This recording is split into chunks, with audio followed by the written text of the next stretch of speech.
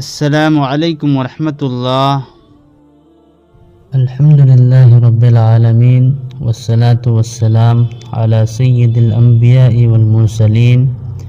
میرے محترم بھائیوں اور پیاری بہنوں، آج ہم ایک ایسی عبادت، ایک ایسی عادت اور ایک ایسے وقت پر بات کرنے جا رہے ہیں جو اگر ہماری زندگی میں آ جائے تو ہماری دنیا بھی سنور جائے اور آخرت بھی روشن ہو جائے، اور وہ ہے صبح کے وقت اٹھنا۔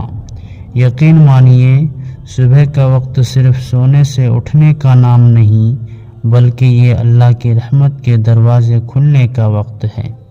قرآن کی روشنی میں صبح کا وقت اللہ تعالیٰ قرآن مجید میں ارشاد فرماتے ہیں، والفجر، قسم ہے فجر کی۔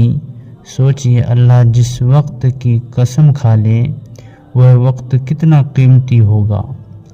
ایک اور جگہ فرمایا، ان قرآن الفجر کان مشہودا، بے شک فجر کی نماز میں قرآن پڑھنا حاضر کیا جاتا ہے۔ مفسرین فرماتے ہیں فجر کے وقت فرشتے حاضر ہوتے ہیں اور اس نماز کے گواہ بنتے ہیں۔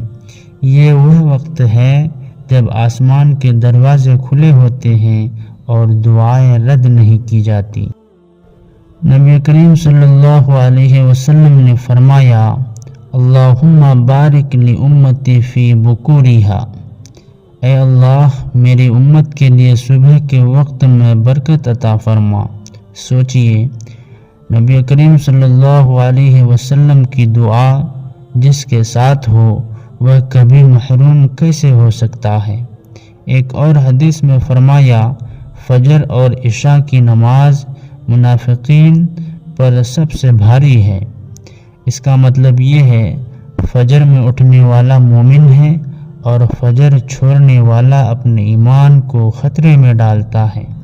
نبی کریم صلی اللہ علیہ وسلم نے فرمایا، جو فجر کی نماز پڑھ لے وہ اللہ کی حفاظت میں ہوتا ہے۔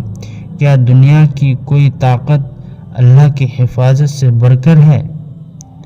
میرے بھائیوں، نمبر 1، رزق میں برکت۔ جو صبح اٹھتا ہے وہ محنت بھی کرتا ہے اور اللہ اس کی کمائی میں برکت ڈال دیتا ہے۔ نمبر 2، دل کا سکون۔ صبح کا وقت ذکر کا وقت ہے۔ جو اللہ کو یاد کرے اللہ اس کے دل کو چین عطا فرماتا ہے۔ نمبر 3، گناہوں سے حفاظت۔